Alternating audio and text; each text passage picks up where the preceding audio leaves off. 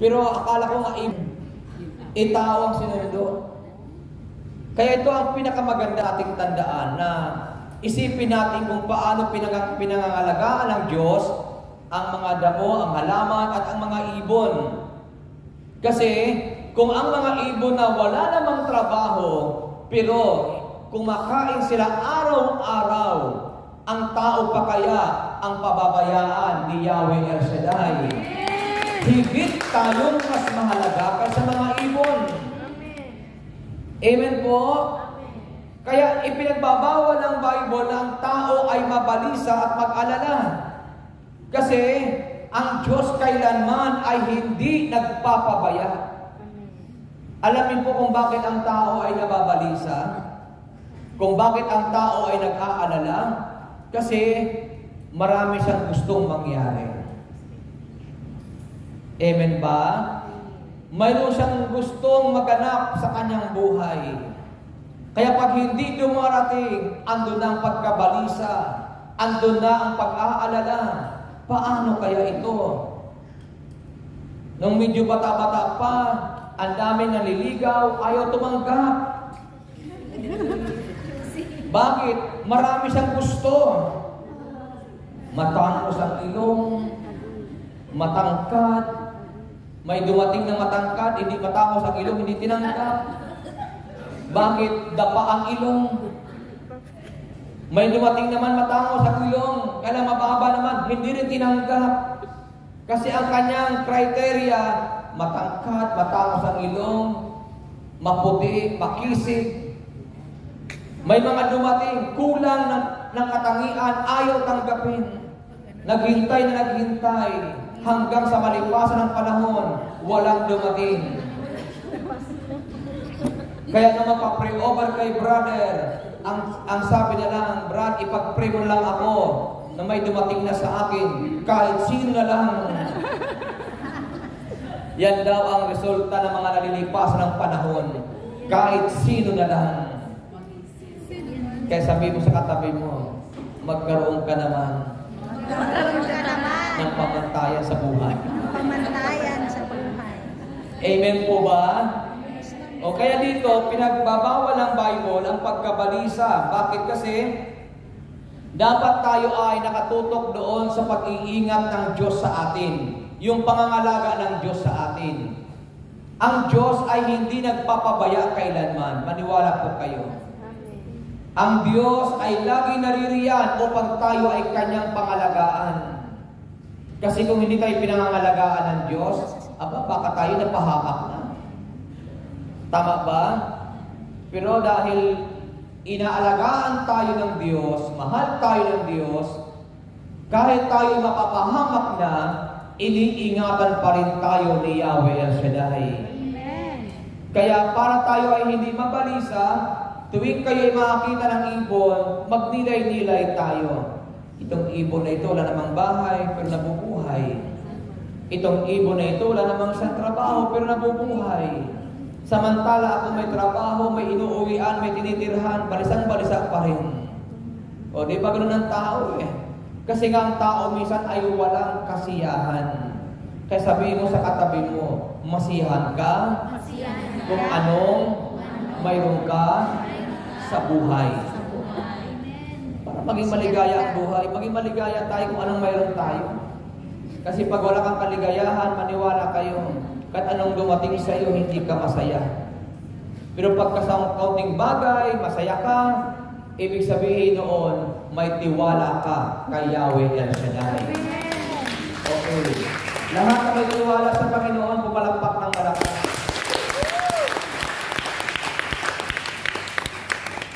Naniniwala ba kayo kay Lord? Amen. Sino naniniwala kay Lord? O kaya sabihin mo sa katabi mo, mula ngayon, iwasan mo ang pagkabalisa. Anong sagot ng katabi? Amen. Amen ba? Amen. O sino dito ang mga may utang?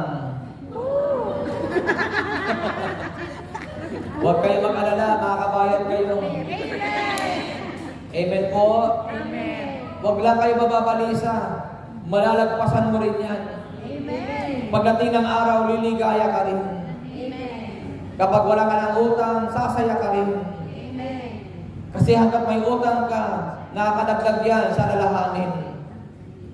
Kasi tuwing sisweldo ka, hatiin mo sa anak, sa bayarin, sa utang, wala na. Pero huwag kayong mag-alala, buhay ang Diyos. Ang Diyos ang nagpo-provide ng lahat ng bagay. Kaya kalabitin mo ang iyong katabi. Sabi mo sa katabi mo, huwag kang mag-alala. Makakabayad ka rin. O sino ang gustong makabayad sa utang? Mamaya simulan nyo na. Magbayad na. Okay pa ba kayo dyan? So, to overcome worry, sabi dito, para mapagtagumpayan ang pag-aalala, dapat nating kilalanin ang ating malaking pagpapahalaga o pagpapahalaga sa Diyos. Ngayon, para tayo ay makalaya,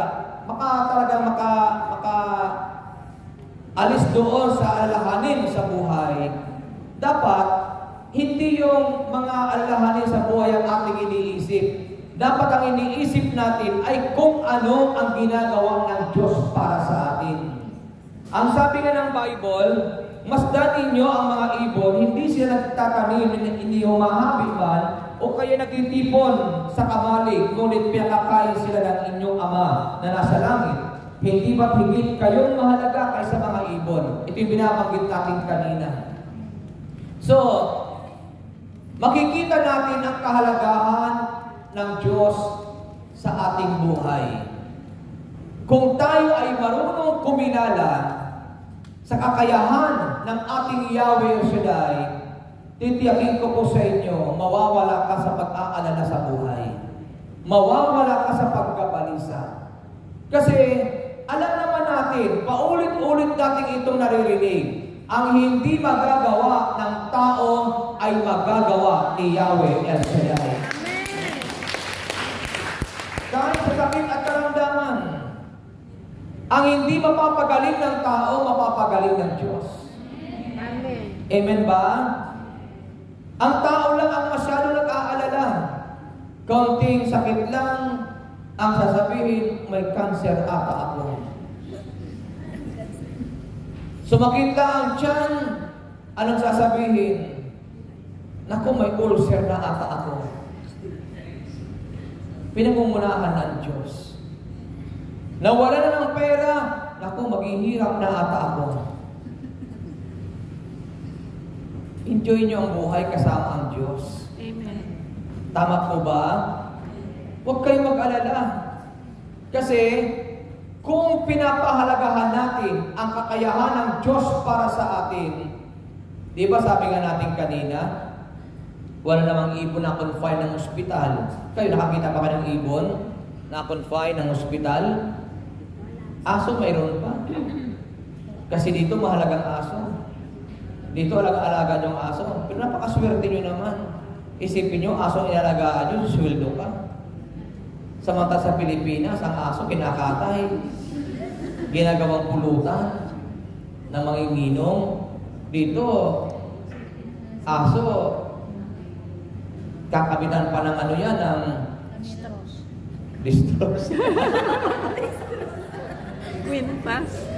Ano tawag doon para mamonitor ka? Tracker? Para alam kung nasa sibi mo, aso lang yun ha. Para hindi mo Para malaman kung saan ka gumagala. Samantala sa Pilipinas, ang aso pagala-gala, bahala ka. Kung umuwi ka, ayaw mo ha. Pero ang aso sa atin, alam niya kung saan siya nakatira eh. Tama ba? Nakatindi mo sinalagaan, kumakain, nabubuhay. Dito grabe ano. Kaya manghang-mangha ako sa bansang ito. Wala nang magawa ang tao talaga. Hinayar ka sa Pilipinas para magtrabaho dito, ang alagaan mo aso. Iniwan mo yung anak mong maliit. Nasa rin may ikaw nag-aalaga.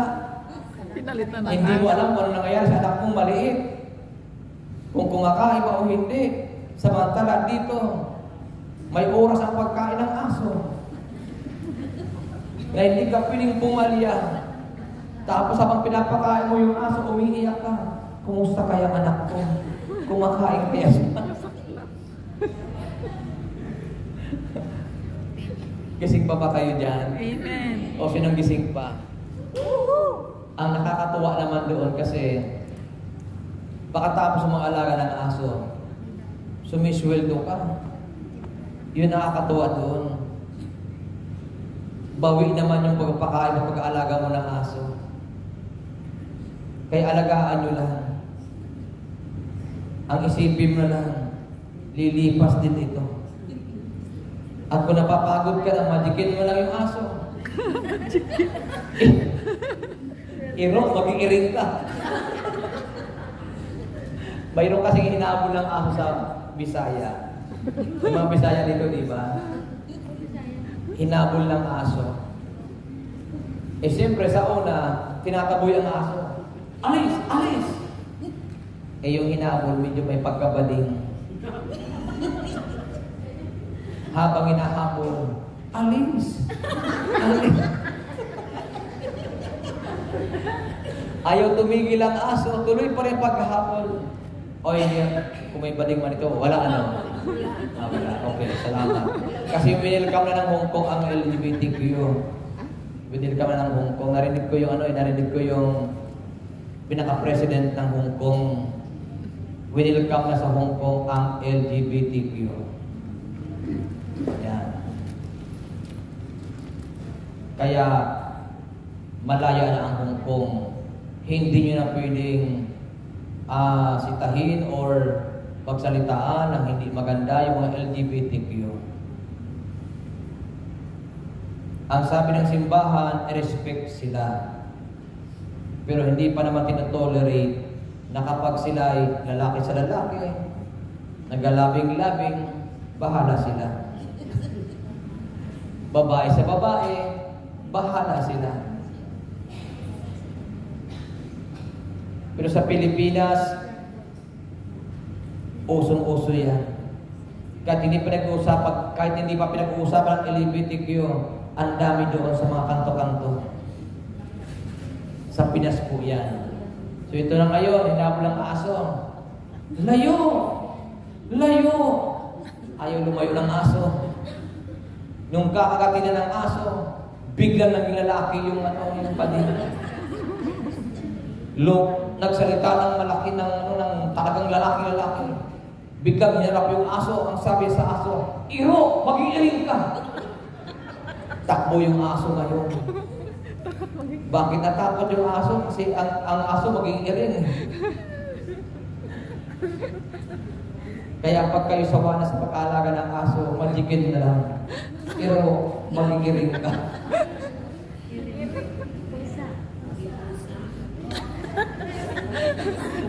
Ang sabi ng iba, daw yung iring. Sa Bisaya, ako niyo ko Bisaya, narinig ko lang naman sa Bisaya yan. Nang ibig sabihin, kinasaot yung aso. Ikaw aso, maging pusa ka. Ikaw nga naman ang gawing ganun. Pag hindi ka natakot, iwan ko na lang. So dito, pinapakita sa ating mga kapatid, para tayo ay hindi mag-alala, hindi tayo mabalisa, dapat kilalanin natin lagi ang kakayahan ng Diyos. Kaya sabihin mo sa iyong katabi, kilalanin mo ang kakayahan ng Diyos. Magagawa ng Diyos ang hindi magagawa ng tao. Amen. Maniwala kayo. Uulit-ulitin ko po sa inyo mga kapatid, kung ang mga ibon ay hindi nakukonfine ng ospital, kasi hindi ko alam kung nakakasakit ang mga ibon.